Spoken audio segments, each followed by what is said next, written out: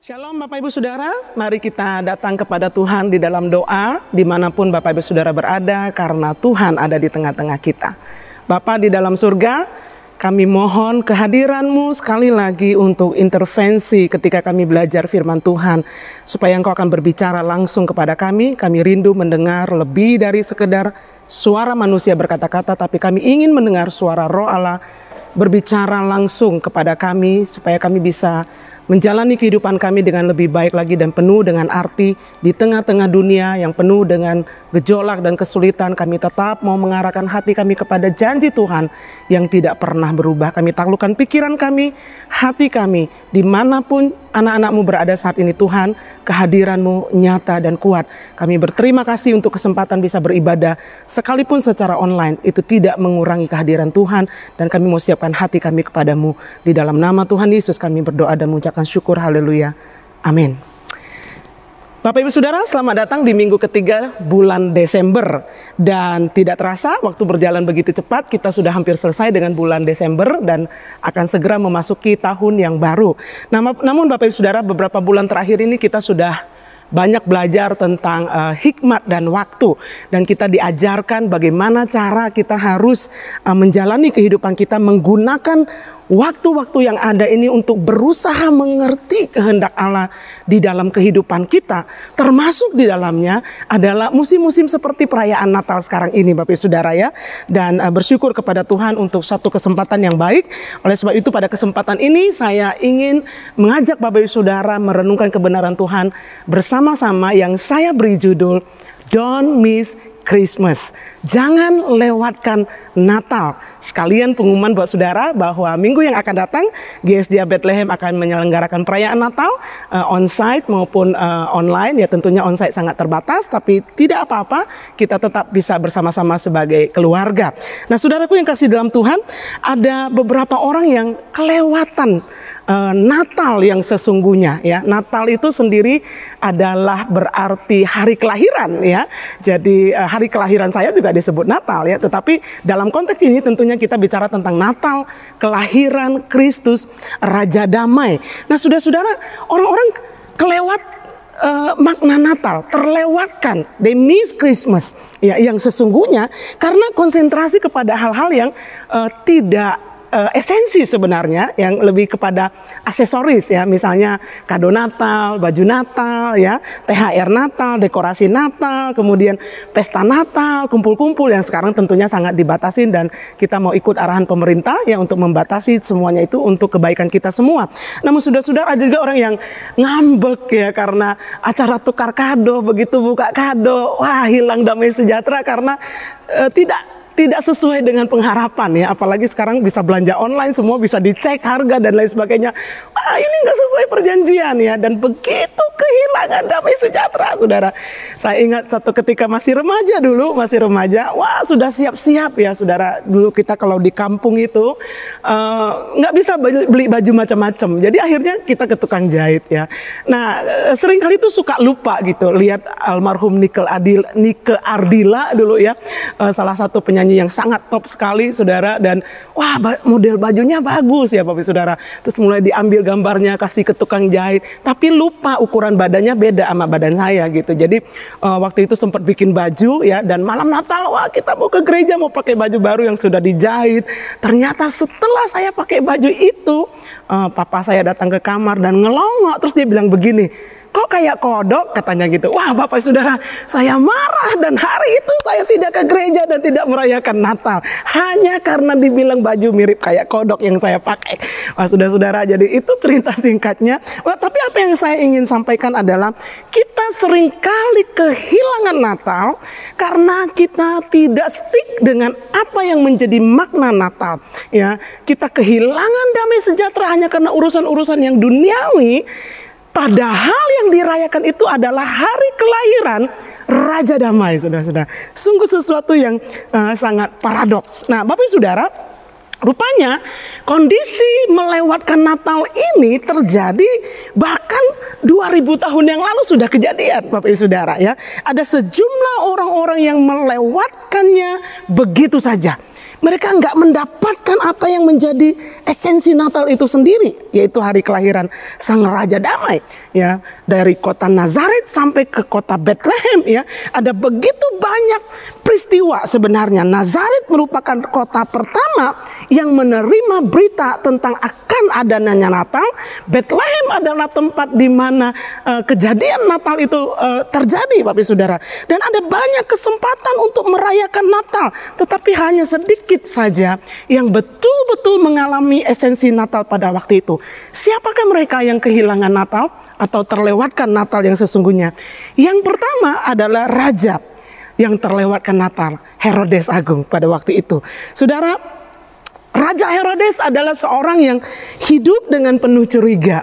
Dia adalah paranoia, ya, seorang yang sangat insecurity-nya tuh sangat tinggi, sangat ketakutan, ya.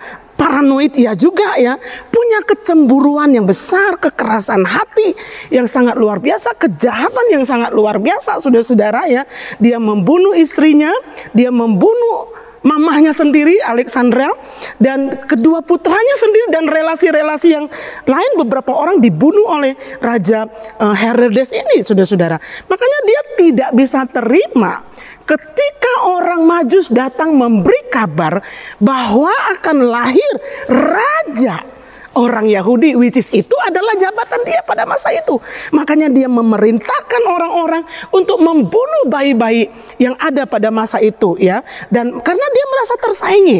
Nah, saudara bayangkan, seorang raja yang seharusnya punya akses, punya privilege, dia bisa bikin perayaan Natal yang sangat luar biasa, ya. Dia bisa bikin karpet untuk menyambut kelahiran Yesus. Dia bisa bikin berbagai macam festival untuk merayakan kelahiran Yesus. Tetapi dia ketinggalan semuanya itu hanya karena hatinya penuh dengan kejahatan, saudara-saudara. Nah, yang kedua golongannya adalah para pemimpin agama.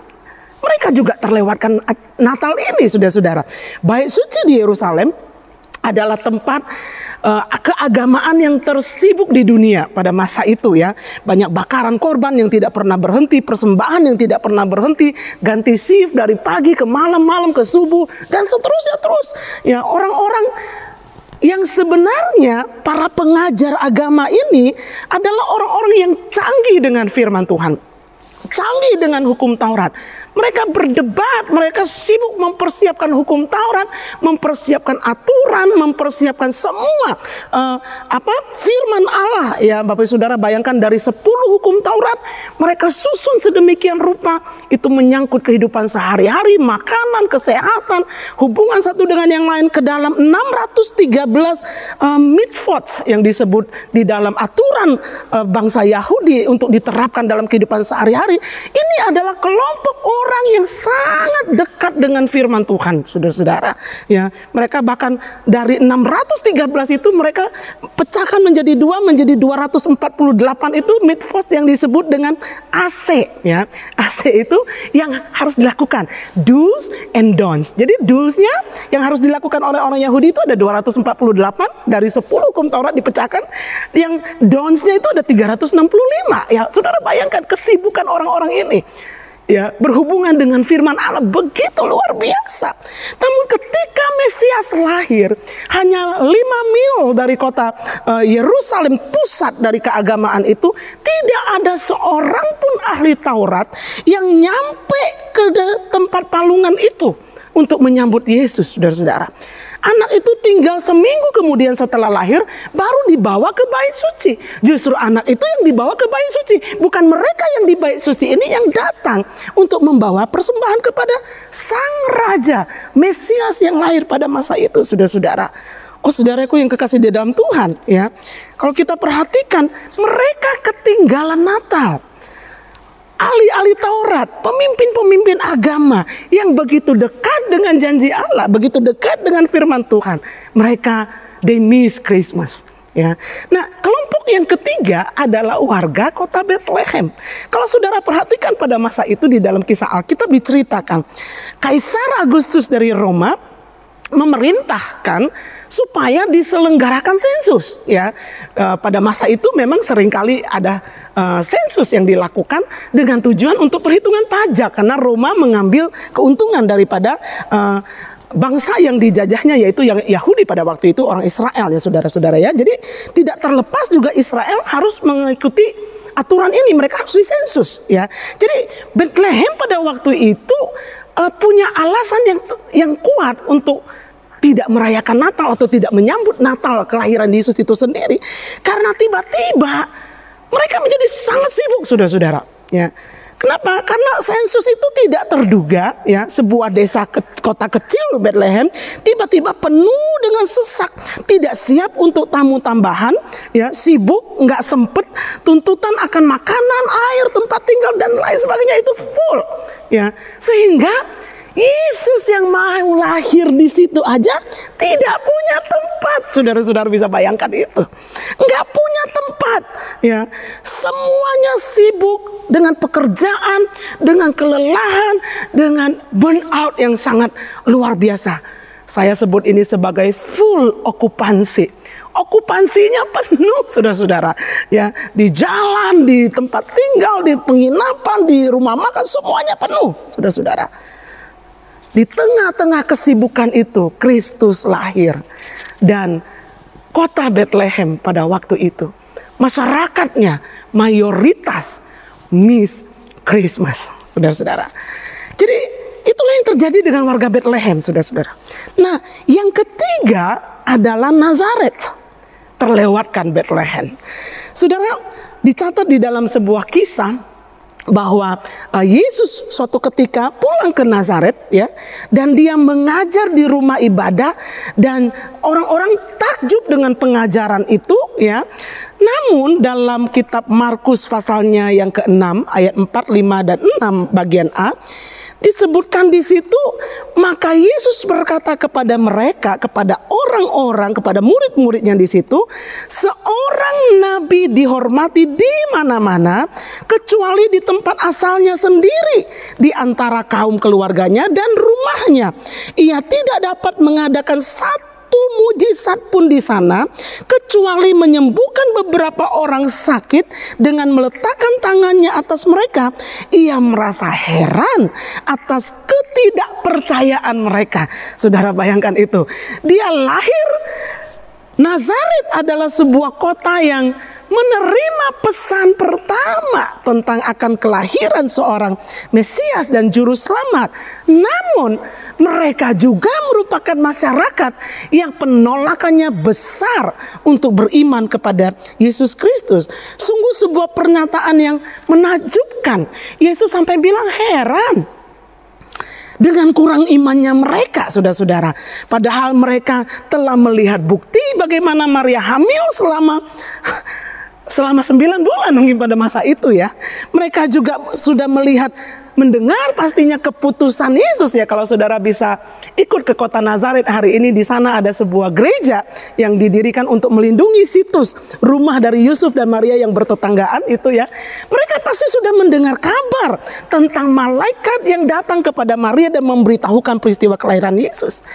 Nazaret juga merupakan sebuah kota yang memiliki akses kepada kitab suci di sinagoganya ya, dan pastinya telah membaca begitu banyak janji Tuhan tentang akan kelahiran seorang Mesias dari perjanjian lama, saudara-saudara. Namun begitu mereka tetap tidak mempercayai Kristus.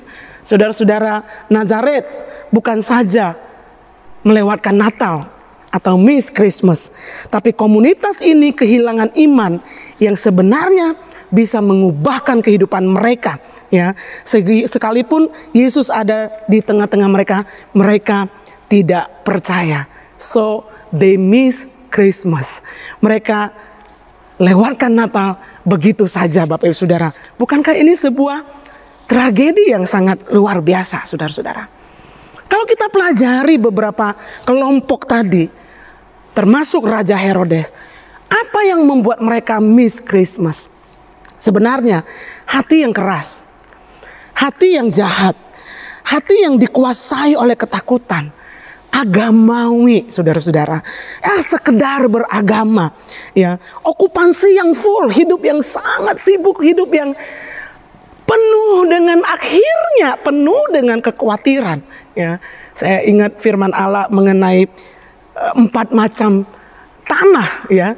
Tanah di mana janji Allah nggak bisa bertumbuh, salah satunya karena itu dipenuhi dengan kekhawatiran. Bukankah itu dunia kita sekarang, Bapak Ibu Saudara yang kasih dalam Tuhan, ya. Dan mereka kelewatan Natal juga karena terlalu biasa, ya. Terbiasa dengan kondisi seperti orang Nazaret. Udah biasa lihat Maria, udah biasa lihat Yusuf di tukang kayu, udah biasa lihat Yesus kecil sampai besar di Nazaret, ya. Ada juga di antara kita yang sudah terbiasa. Terbiasa apa? Terbiasa datang hanya berdoa tanpa ekspektasi. Terbiasa menyembah Tuhan tanpa ekspektasi kehadiran Tuhan. Terbiasa mendengar firman Allah tapi udah gak percaya lagi. Udah terbiasa. Kenapa? Karena merasa doa belum dijawab dan lain sebagainya. Saudara, kita harus hati-hati, ya. Jangan tinggal di dalam segala sesuatu yang terbiasa yang akhirnya membuat kita suam-suam kuku dan we miss Christmas.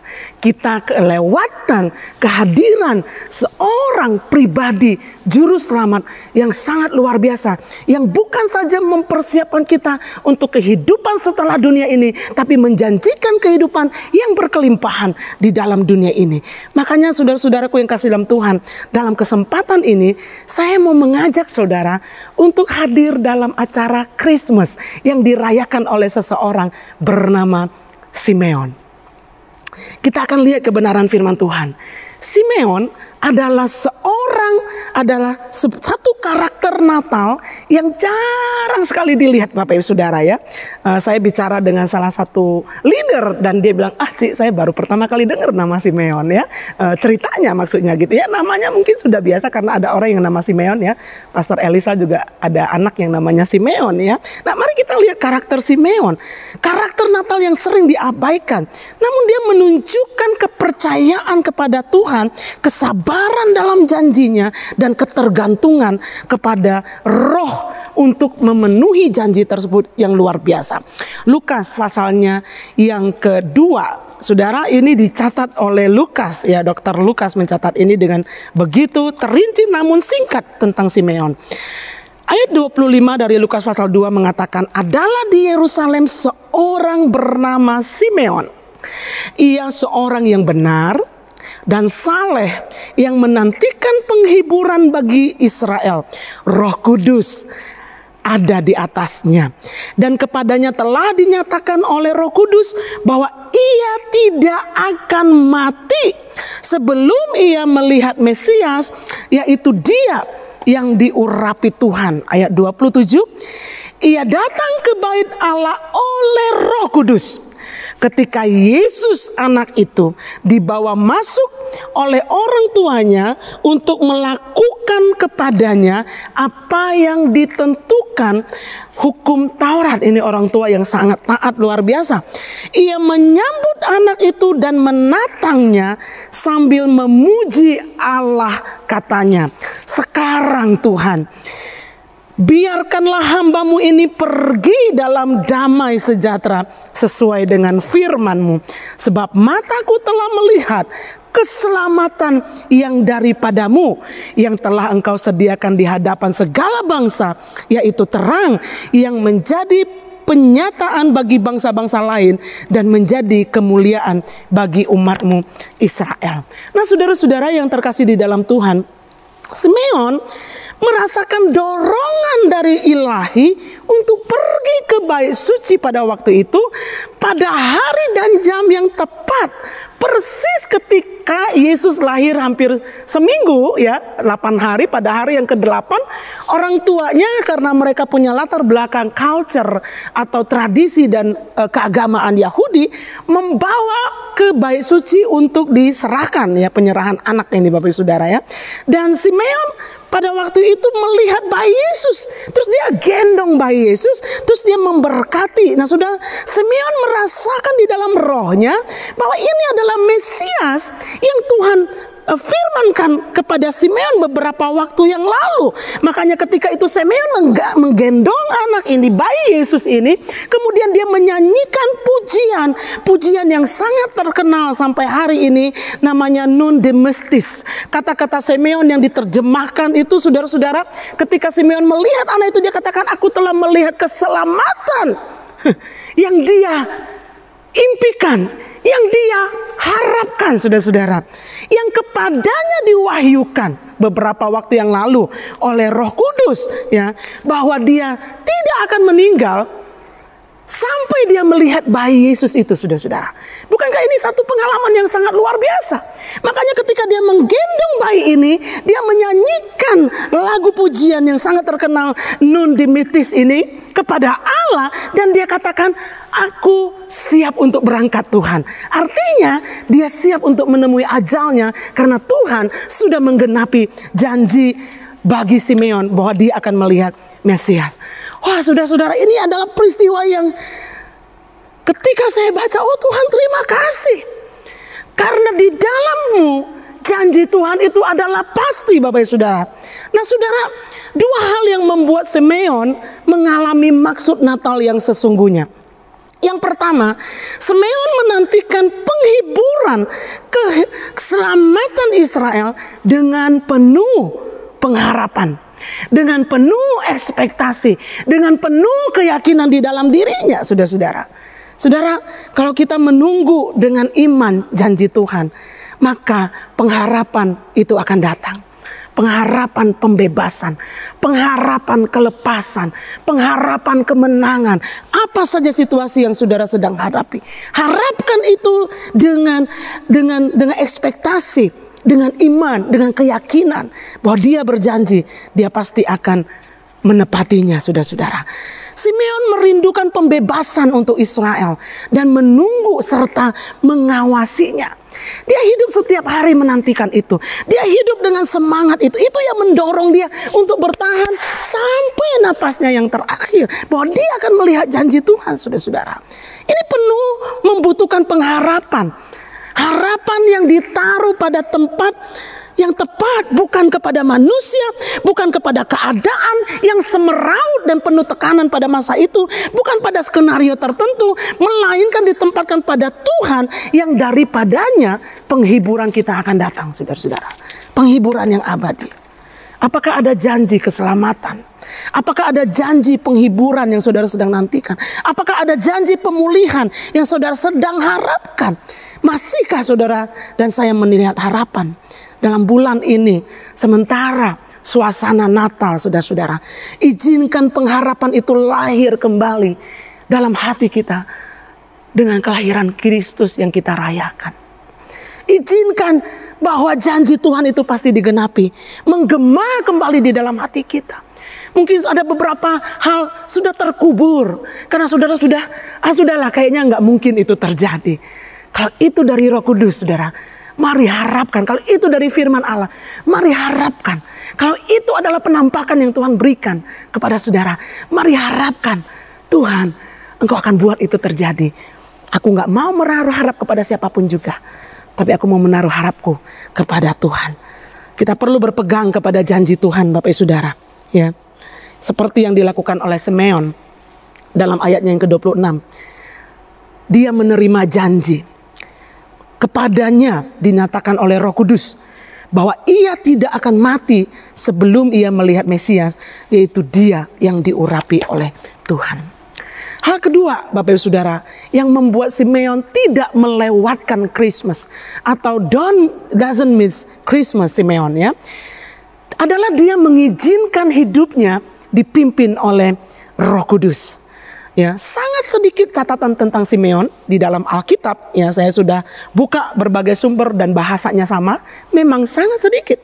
Dan kalau kita lihat beberapa ayat ini, memang sangat singkat tulisan tentang Simeon di ayat-ayat ini. Ya, tapi dalam tulisan yang sangat singkat ini, Bapak Ibu Saudara, hanya beberapa ayat, ada 3 kali disebutkan bagaimana Simeon bertemu dengan Roh Kudus. Bagaimana Simeon encounter dengan Roh Kudus. Bagaimana dia bekerja. Roh Kudus ada di dalamnya dan dia tinggal di dalam Roh Allah. ya. Disebutkan di dalam ayatnya yang ke-25 adalah di Yerusalem seorang bernama Simeon, ia seorang yang benar dan saleh menantikan penghiburan bagi Israel. Roh Kudus disebutkan di situ ada di dalam dia, ya. Dan kepadanya ayat 26 dinyatakan oleh Roh Kudus bahwa ia tidak akan mati sebelum dia melihat Mesias, yaitu dia yang diurapi. Ayat 27 dikatakan ia datang ke bait suci oleh Roh Kudus. Saudara-saudara, ketika Yesus anak itu dibawa oleh orang tuanya untuk melakukan kepadanya apa yang ditentukan oleh hukum Taurat. Catatan yang begitu singkat, tapi itu padat dengan pernyataan-pernyataan bahwa hidup Simeon ini dipimpin oleh Roh Kudus. Hidupnya bukan dia lagi, tetapi Roh Kudus yang mengendalikan seluruh kehidupannya. Saudara-saudaraku, ada satu orang yang pernah bilang sama saya, masa kita gak punya hak atas kehidupan kita sebagai orang Yes, kita milik Kristus. Kalau kita selalu nyanyikan hidupku bukannya aku lagi, tapi Kristus di dalamku, itu berarti bahwa hidup kita itu diarahkan, dituntun. Keputusan-keputusan kita itu berdasarkan arahan-arahan dari Tuhan. Karena hidup kita bukan kita lagi, tetapi Roh Kudus, saudara-saudara. Apa yang diajarkan oleh Simeon kepada kita pada kesempatan ini? Kalau engkau tidak mau kelewatan Christmas, tidak mau kelewatan arti Natal yang sesungguhnya, dedikasikan hidupmu hari ini untuk dipimpin oleh Roh Kudus. Dia adalah pribadi yang lembut. Dia adalah pribadi yang aktif. Dia adalah pribadi yang penuh dengan kuasa. Tidak ada ruginya hidup dipimpin oleh Kristus. Malah kita akan melihat bagaimana satu hal dipimpin kepada hal yang lain. Satu kemuliaan dipimpin kepada kemuliaan. Dan kita akan melihat pada akhirnya, wow, kok bisa ya? Pas banget ya. Bahasa manusia kebetulan banget ya. Wah, saudara, itulah yang terjadi dengan Simeon, dan itulah yang seharusnya terjadi kepada kita sebagai orang-orang yang menyebut dirinya anak-anak Tuhan, saudara-saudara. Izinkan intervensi Roh Kudus dalam kehidupan kita. Amsal 3 ayatnya yang ke-6 mengatakan, akuilah dia dalam segala lakumu, maka ia akan meluruskan jalanmu. Saudara, akui dia akan luruskan. Hidup ini penuh dengan tantangan. Betul Bapak Ibu Saudara yang kasih dalam Tuhan. Saya sedang mendapatkan kesempatan untuk belajar di salah satu sekolah Alkitab GSD terbesar Asia Pasifik.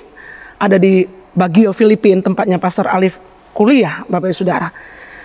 Dan oh Tuhan, saya harus benar, dan saya bisa saksikan kepada saudara kalau hari ini bisa berdiri di depan saudara menyampaikan kebenaran firman Tuhan.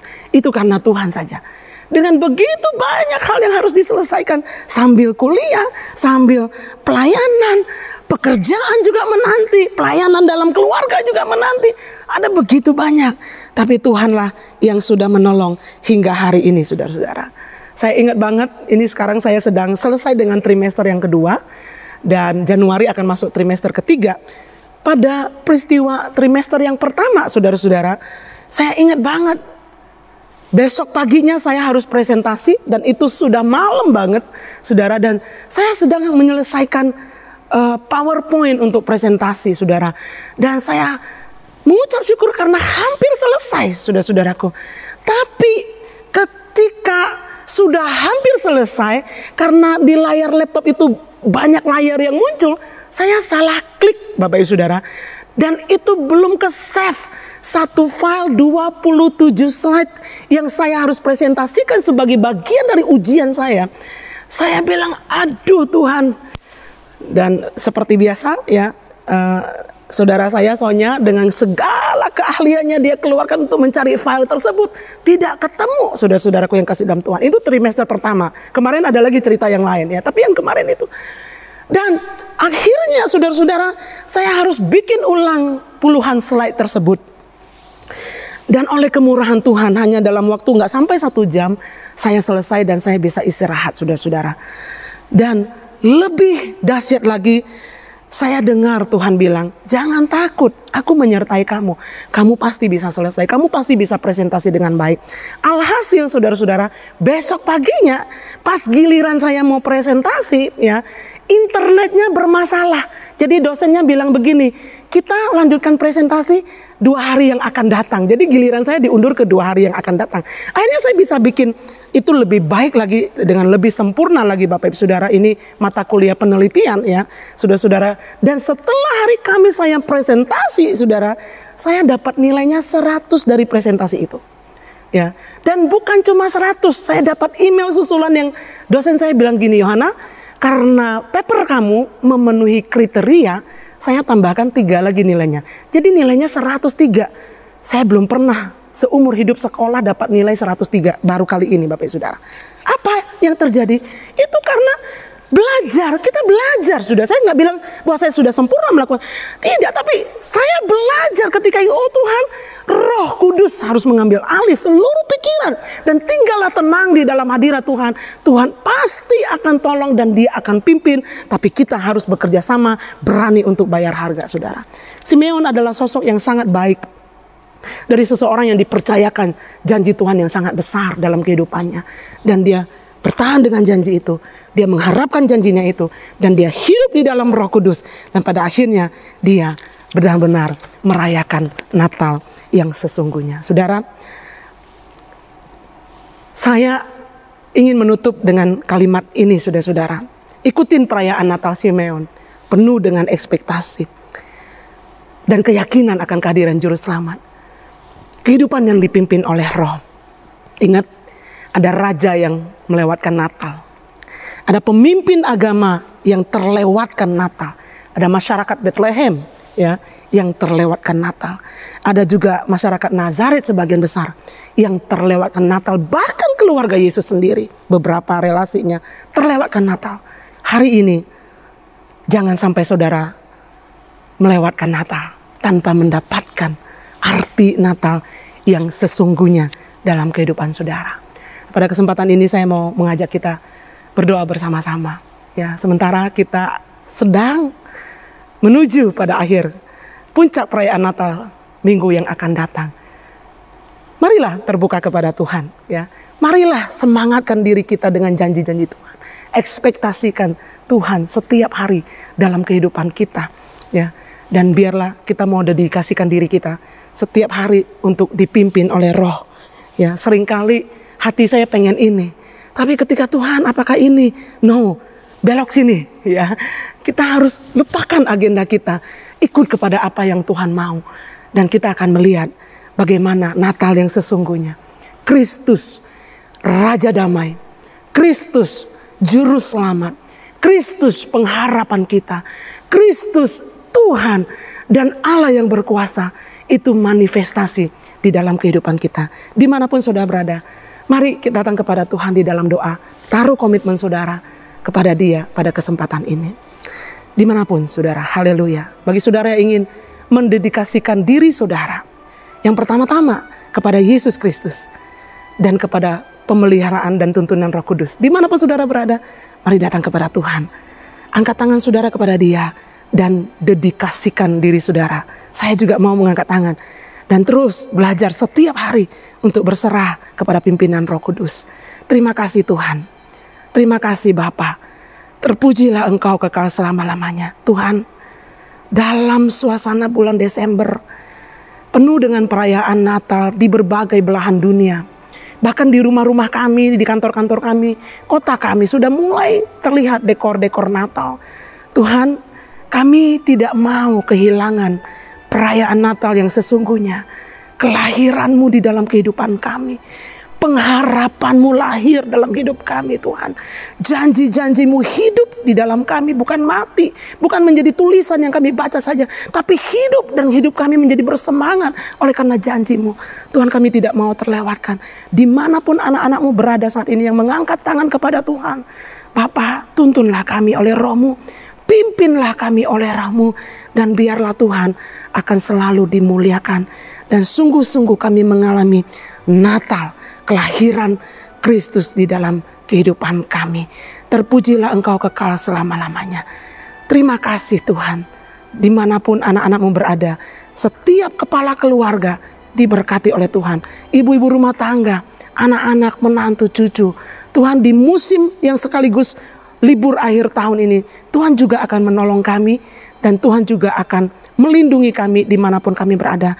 Usaha anak-anak-Mu tetap akan dipelihara. Kami akan melihat ada kemenangan yang besar terjadi dalam setiap pergumulan yang kami hadapi. Terpujilah Engkau kekal selamanya Tuhan. Peganglah selalu tangan kami ya Roh Kudus, karena kami membutuhkan Engkau. Terpujilah Engkau kekal selama-lamanya.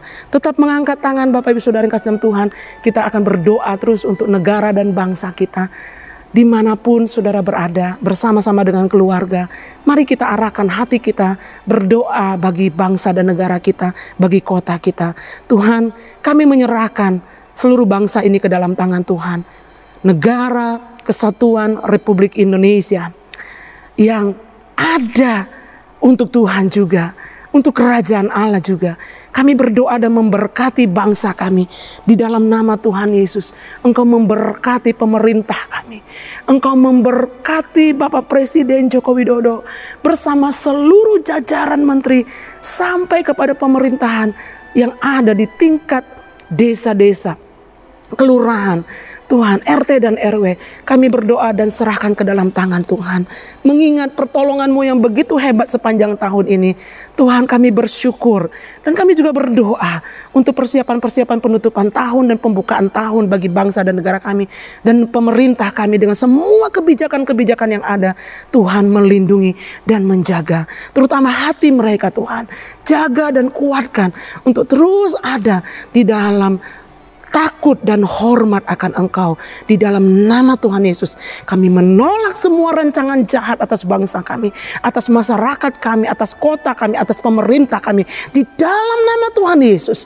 Dan biarlah shalom Tuhan dengan perayaan Natal di bulan ini akan turun juga atas bangsa kami. Kami berdoa buat pekerjaan pemberitaan Injil. Tuhan juga memberkati yang ada di desa, ada di kota. Kami berdoa untuk pekerjaan-pekerjaan misi dan mensejahterakan kota dan desa. Di mana saja berada, Tuhan kiranya akan pakai gereja-Mu untuk bisa menjadi berkat, menjadi terang, menjadi garam bagi negara dan bangsa kami, bahkan sampai ke ujung bumi. Tuhan, Engkau juga memberkati partisipasi kami dalam bentuk dana untuk pekerjaan misi. Tuhan juga akan tolong dan cukupkan dan berkati di dalam nama Tuhan Yesus. Doa-doa kami serahkan ke dalam tangan Tuhan. Hamba berdoa buat seluruh anak-anak Tuhan yang masih bekerja, yang masih berusaha sampai pada hari ini, yang masih mungkin juga mempersiapkan sekolah, Tuhan menyelesaikan dengan baik. Tuhan juga akan memberkati dan menyertai. Terpujilah Engkau kekal selama-lamanya di dalam nama Tuhan Yesus Kristus. Bapak Ibu Saudara yang kasih di dalam Tuhan, dimanapun Engkau berada, Tuhan memberkati Engkau dan melindungi Engkau. Tuhan menyinari Engkau dengan wajah-Nya dan memberikan Engkau kasih karunia. Tuhan menghadapkan wajah-Nya kepadamu dan memberikan Engkau damai sejahtera. Saudara, di akhir daripada ibadah kita ini, bawalah seluruh persembahanmu kepada Tuhan dan ucapan syukurmu kepada Allah. Dan terimalah berkat dari Allah Bapa di dalam surga. Cinta kasih sayang dari Yesus Kristus yang sudah lahir untuk kita, untuk menyelamatkan dan menebus dosa dan kesalahan kita. Terimalah juga kekuatan dari Allah Roh Kudus yang akan menyertai kita, bersama-sama dengan kita, menuntun kita, memberikan kita kuasa untuk hidup menjadi anak-anak Allah. Mulai hari ini sampai Maranatha, Tuhan Yesus datang untuk menjemput kita ada di dalam kemuliaan yang kekal bersama-sama dengan Dia. Amin. Tuhan Yesus memberkati Bapak Ibu Saudara. Jangan lupa untuk terus jaga kesehatan, hidup dengan protokol kesehatan yang sudah ditentukan oleh pemerintah kita. Jaga jarak, cuci tangan, ya, tidak berkerumun dan lain sebagainya. Dan pastikan Tuhan memberkati saudara. Jangan lupa juga untuk tetap terkoneksi dengan live group di mana saudara berada. Tuhan Yesus memberkati.